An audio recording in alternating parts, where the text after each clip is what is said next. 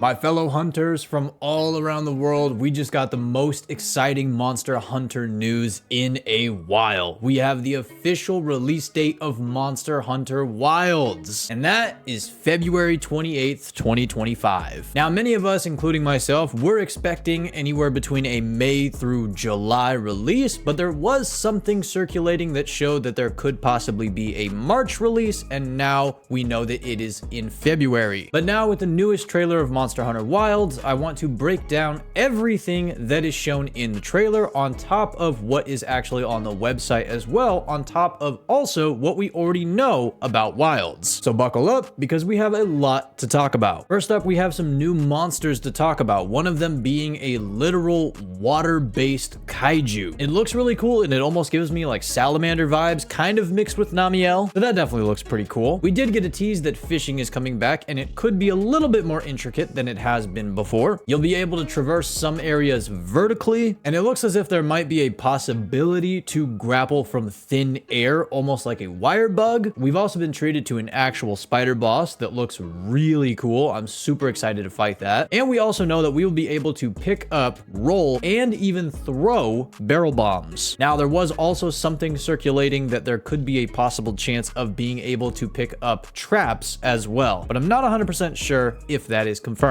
Now, as shown in previous trailers, we will be able to break environmental areas with our grappling hook, but shown in this trailer, it looks as if we'll almost be able to do some form of a dam breach, if not an avalanche style break in some areas. There also looks to be a new hostile Gajalaka type creature, but also the ability to befriend them and also come back to their camps. So I'm wondering if there will be some really nice perks that we can get by befriending these guys, or potential new camps that we can go to if we faint or whatever it may be. We also got a look at another new monster. I am referring to this thing as a fire chicken lizard. It looks super cool, and I'm also very excited to fight this thing. Now, also, we did get our first look at the white wraith, which could potentially be the main apex predator, as those are a new thing in the different regions, but also on top of that, it could actually just be the main campaign boss. We do know that turf wars are coming back. It also does look like there is a possibility to parry with the hunting horn. And when it comes to the pre-purchases, there will be early purchases and pre-order purchases for the layered armor set Guild Knight, also with the Talisman Hope charm. So I'm honestly wondering if talismans will take over decorations or if they will basically take the place of charms from World. But this early purchase or actual pre-order of the Guild Knight set with the Talisman Hope charm will be in limited quantities, and this digital version applies to customers who pre-order the PS5 or Xbox Series X or S version before 11:59 p.m. on February 27th, 2025. And as for Steam players, the pre-order version will apply to customers that purchased before 4:59 a.m. UTC on February 28th, 2025. There will also be a premium deluxe edition available on the day of release. This will come with a layered armor, eye patch, a horn cosmetic for your hunter, Palico layered armor, Psycret decorations, new hairstyles, makeup and face paint, a pendant, sticker sets, nameplate for your hunter profile, and then there will also be premium bonuses like an elf ear style layered armor. There will also be a background, pose, and nameplate for your hunter profile, along with a music track, Proof of a Hero. There will also be a cosmetic DLC that drops in spring of 2025, and there will be another cosmetic DLC that drops in summer of 2025. And there are 3 different editions of the game that you can buy. This is standard, deluxe, and premium deluxe. Now, if I were a betting man, I'd imagine that the base edition of the game is $70, whereas the deluxe edition is $80 to $90, and then the premium deluxe edition is anywhere between $100 to $120. There will also be an exclusive PlayStation Store pre-order bonus for a Monster Hunter Wilds digital mini art book. This will come from a separate software from the main game, and it will be valid on digital version pre-orders from the PlayStation Store through the Monster Hunter Wilds launch date. We have save data bonuses from Monster Hunter World and Iceborne for our Palicos. For World, you will get the Palico feline leather armor set, Acorn spade weapon, and the extra frame nameplate World. Then for Iceborne, you will get the feline duffel armor set, the Trekker peck axe weapon, and the extra frame nameplate Iceborne. Now, in order to claim the save data bonuses, you'll need to have the data that has completed the Palico creation for World, and in order to claim the save data bonuses for Iceborne, you'll need to have a data file that has completed the ending of World, then you'll have to talk to a character named Feisty Fiver near the entrance of Astera, and afterwards you'll have to travel to and arrive in the Ancient Forest. Now when it comes to actually getting all of these add-ons, you can claim them after purchase at the support desk. Your Palico equipment can be managed from the Palico menu once you're in a tent. Your nameplate can be managed in your hunter profile, but in order to make this work, the save data is required on the same PS5, Xbox Series X or S, or PC used to play Monster Hunter Wilds. So if the data is on a cloud, you will need to save it to your console or PC in order to claim the bonuses. If the data is on PS4 and you want to transfer it to PS5, because you'll be playing Wilds on PS5, you will need to transfer that data from the PS4 to the PS5, and this goes for both the World and Iceborne bonuses. Now also for Xbox, if you'll be playing Wilds on the Xbox Series X or S, but your data is on the Xbox One, you'll need to transfer your data to the Series X or S, and no other save data transfers other than these will be valid for these save bonuses. Now I'm very curious how this is going to work, because apparently there is no actual cross save in Wilds, but for this you have to transfer the data from the cloud to the actual console,